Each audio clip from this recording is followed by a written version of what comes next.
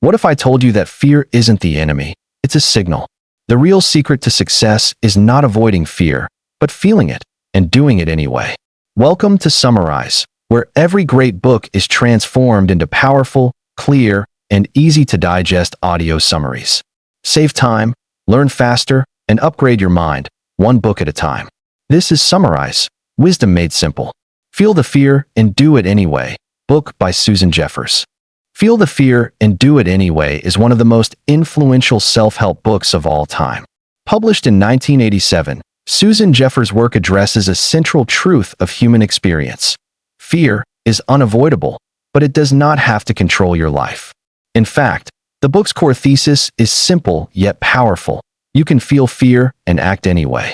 Jeffers teaches readers to transform fear into personal power, confidence, and growth by using practical tools, mindset shifts, and actionable strategies.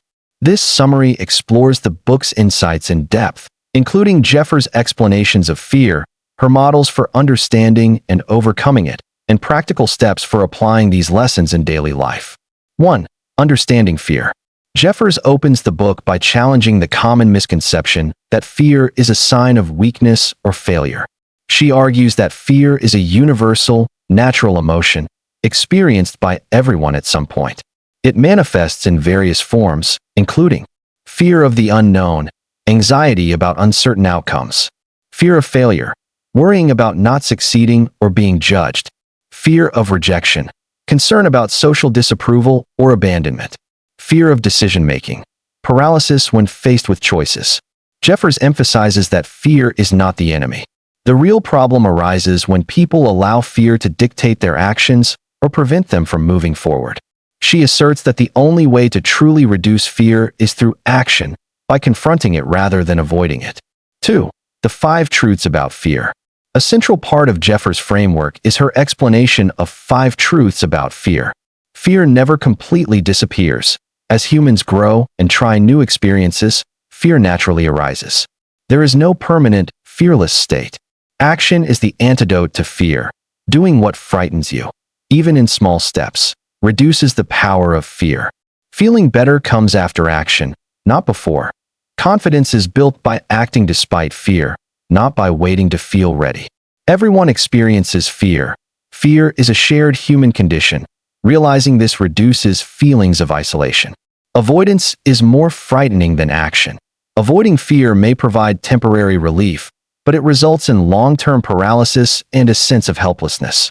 These truths encourage a shift in perspective. Rather than striving to eliminate fear, one should embrace it as a guide and motivator. 3. The chatterbox, self-talk and negative thinking.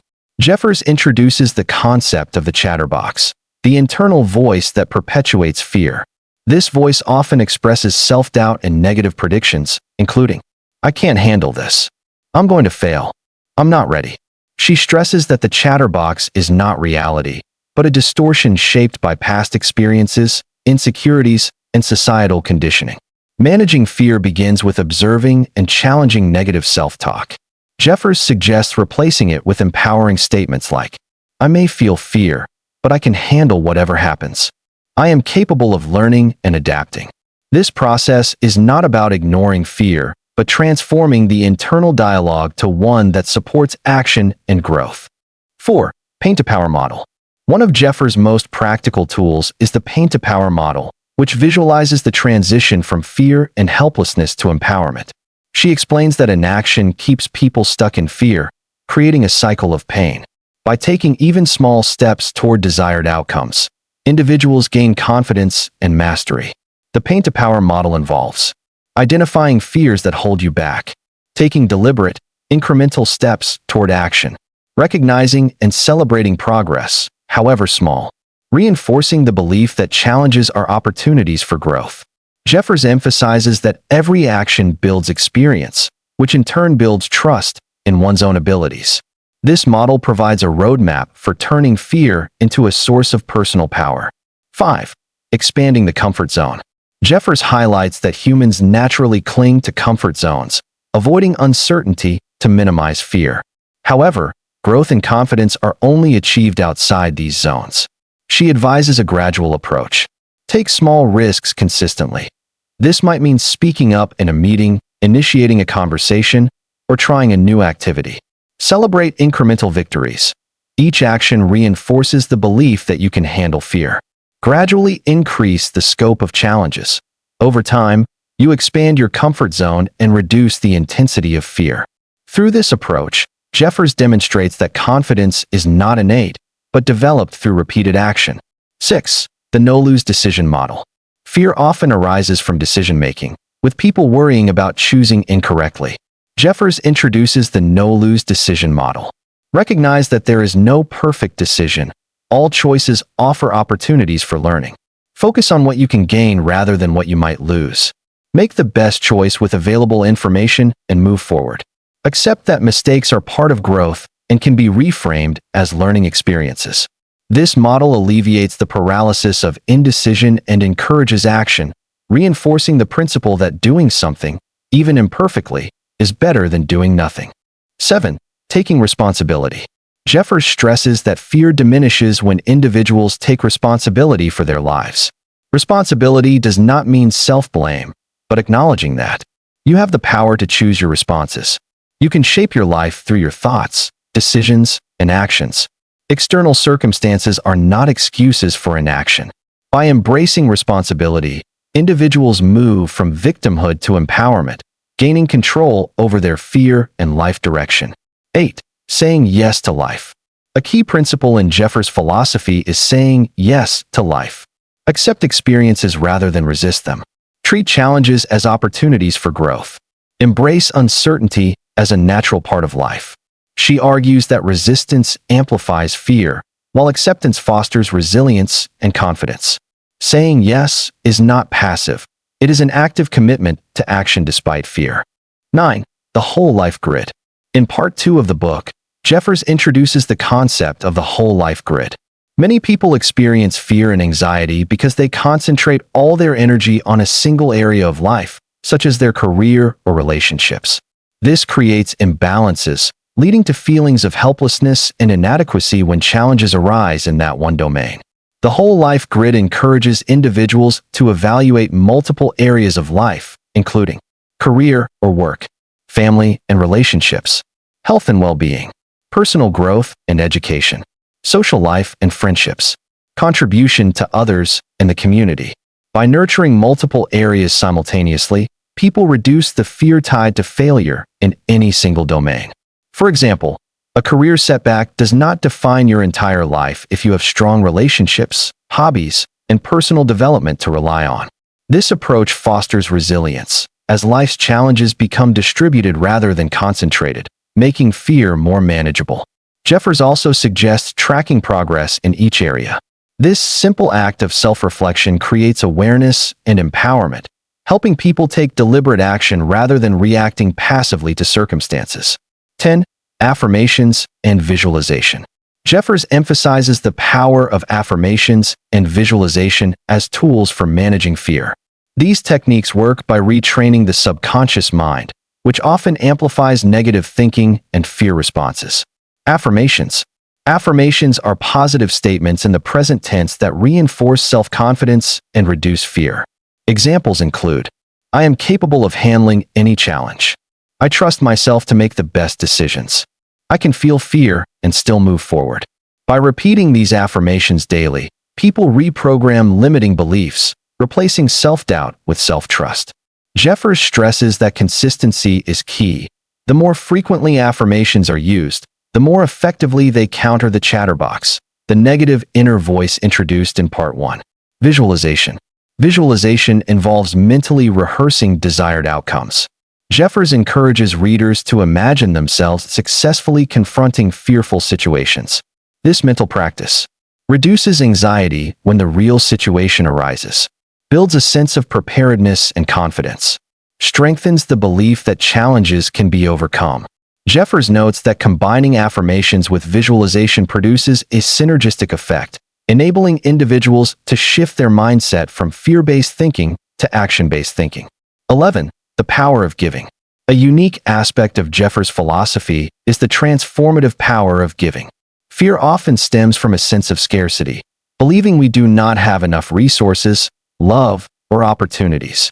By giving freely, whether through acts of kindness, knowledge, support, or attention, individuals shift focus away from scarcity and fear. Cultivate a sense of abundance. Strengthen connections and relationships, which provides emotional support. Giving without expectation is a form of empowerment, reinforcing the belief that life offers more possibilities than limitations.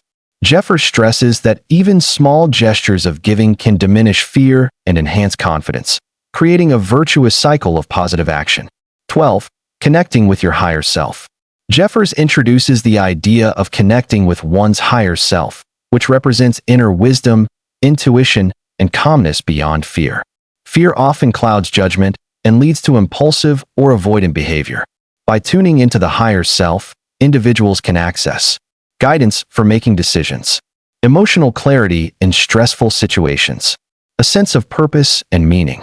Techniques for connecting with the higher self include quiet reflection or meditation, listening to intuition and gut feelings, visualizing supportive guidance during challenging moments.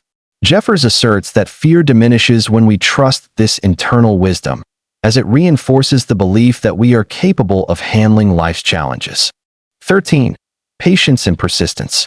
Jeffers reminds readers that overcoming fear is not a one-time achievement, but a continuous process. Many people expect to feel confident immediately after taking one brave action, but Jeffers emphasizes that consistency is critical. Key principles include patience. Growth and confidence develop gradually. Avoid comparing your journey to others. Persistence. Repeated action, even in small increments, solidifies self-trust. Acceptance of setbacks. Mistakes and failures are learning opportunities, not signs of inadequacy. By embracing patience and persistence, fear becomes less intimidating, and resilience becomes a natural part of life. 14. Practical exercises and daily application. Jeffers provides numerous exercises to apply the book's concepts in everyday life. These exercises transform theory into action, reinforcing the principle that fear decreases through doing, not thinking. Examples include a fear list. Write down all fears currently affecting your life. Identify the intensity of each fear. Determine specific actions that could confront each fear. This exercise helps externalize and clarify fears, making them more manageable. B. Paint a power chart. Track progress as you take steps outside your comfort zone. Record successes, lessons learned, and emotional changes. Celebrate even small victories. This reinforces the feedback loop of action experience confidence, strengthening self-trust. C. Daily affirmation practice. Recite positive affirmations multiple times per day. Combine with visualization exercises. Focus on internalizing empowering beliefs. This gradually reduces the influence of the chatterbox and reprograms the mind for action. D. Expanding comfort zone. Select one small risk each day that challenges your comfort level. Gradually increase the difficulty of challenges over time. Reflect on experiences and lessons learned. Through consistent practice, fear is replaced with confidence and competence. 15. Integration into life philosophy. Jeffers stresses that these practices are not isolated exercises, but elements of a broader life philosophy. By integrating them, individuals transform fear into a motivator rather than a barrier.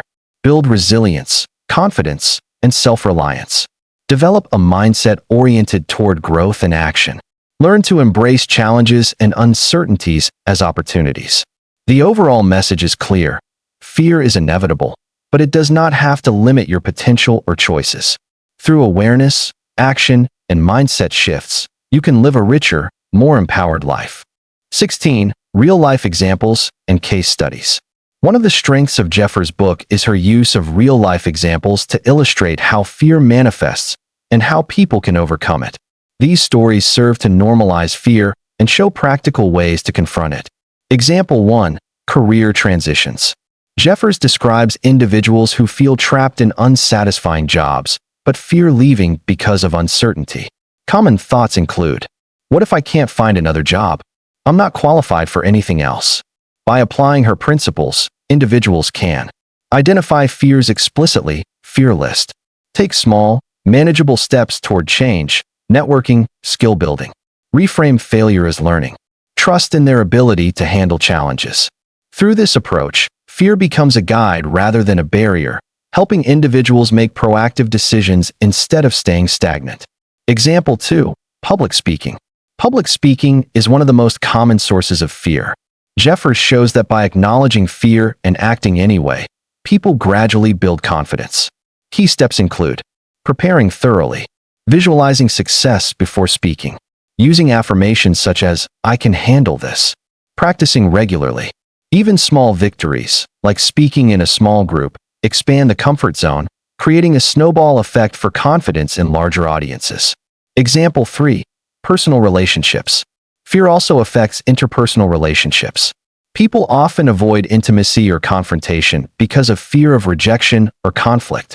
Jeffers encourages expressing feelings honestly and constructively, taking small risks, such as initiating conversations or resolving misunderstandings, viewing setbacks as learning experiences rather than failures. By applying the pain-to-power model and taking responsibility for their reactions, individuals develop more authentic and resilient relationships. 17. Overcoming specific types of fear. Jeffers addresses various forms of fear and how to manage them using her tools. Fear of failure. Reframe mistakes as opportunities for learning. Focus on action rather than perfection. Use the no-lose decision model to remove pressure. Fear of rejection. Understand that rejection is a natural part of life. Build resilience by exposing yourself to manageable risks. Strengthen self-worth independently of others' approval. Fear of the unknown. Break down intimidating situations into small, actionable steps. Use visualization to imagine successful outcomes. Accept uncertainty as inevitable and embrace it as growth. Fear of change. Recognize that growth inherently involves discomfort. Expand the comfort zone gradually. Celebrate incremental progress. Across all types of fear, Jeffers' central principle remains constant. Action is the antidote to fear. 18. Developing a lifelong fear management philosophy. Jeffers encourages readers to integrate her teachings into a lifelong philosophy rather than treat them as temporary fixes. Key elements include awareness, identify fears and self-limiting beliefs. Acceptance, recognize that fear is natural and universal. Action, confront fear directly, even in small steps. Reflection, use the pain-to-power model and journaling to track growth. Reinforcement, employ affirmations, visualization, and supportive routines to strengthen confidence. Giving and connection, shift focus outward to reduce scarcity-based fear and enhance resilience. By consistently applying these principles, fear becomes manageable and instructive, guiding rather than controlling life decisions. 19. The ripple effect of confronting fear. Jeffers highlights that facing fear has a ripple effect across multiple domains of life. Confidence in one area, career, relationships, personal growth, reinforces confidence in others. Small successes compound over time, expanding the comfort zone and creating a resilient mindset. Taking responsibility and acting despite fear leads to a stronger sense of empowerment, independence, and life satisfaction. She emphasizes that the act of doing is more transformative than any theoretical understanding. Growth comes from experience, not contemplation. 20. Key takeaways. Susan Jeffers' book is structured around actionable lessons. Some of the most important takeaways include: fear is normal and unavoidable. Everyone experiences it, and it never fully disappears. Action conquers fear. Waiting for fear to go away is futile. Confidence emerges through doing. Thoughts create perception of fear. Managing negative self-talk, the chatterbox, is essential. Incremental progress matters. Small steps outside your comfort zone accumulate into lasting growth. Mistakes are opportunities. Reframing setbacks as learning moments reduces fear of failure. Balance life domains. The whole life grid prevents overdependence on one area for fulfillment. Giving shifts perspective. Acts of generosity reduce scarcity-based fears. Inner guidance is vital. Connecting with your higher self enhances decision-making and calmness. Consistency and persistence are key. Fear management is a lifelong process. Jeffers reinforces that the ultimate measure of success is the courage to act despite fear, not the absence of fear itself. 21. Practical roadmap for applying the book. To translate Jeffers' insights into daily life, readers can follow this structured roadmap. Step 1. Awareness. List your fears and categorize them. Identify recurring negative thoughts, chatterbox. Step 2. Acceptance. Acknowledge fear without judgment. Accept that fear is a natural companion to growth. Step 3. Action. Take one small step each day toward confronting fear. Apply the pain to power model to track progress. Step 4. Reframe mindset. Use affirmations and visualization. Replace self-limiting thoughts with empowering alternatives. Step 5. Expand comfort zone. Gradually take larger risks. Celebrate victories and reflect on lessons learned. Step 6. Give and connect. Practice acts of generosity. Strengthen relationships and seek guidance from your higher self. Step 7. Persist and review. Maintain consistency and patience. Reassess progress regularly and adjust actions as needed. By following this roadmap, readers can internalize Jeffers' philosophy, making fear a tool for growth rather than a barrier.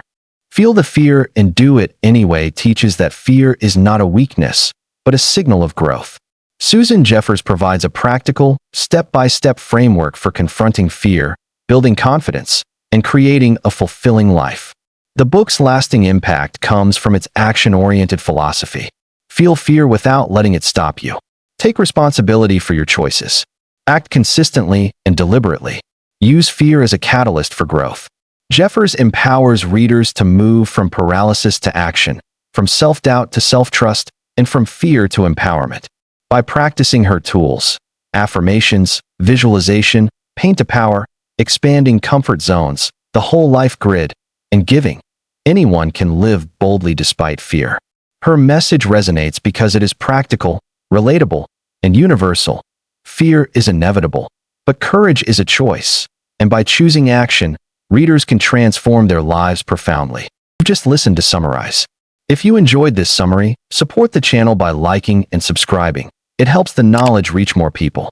Until next time, keep learning.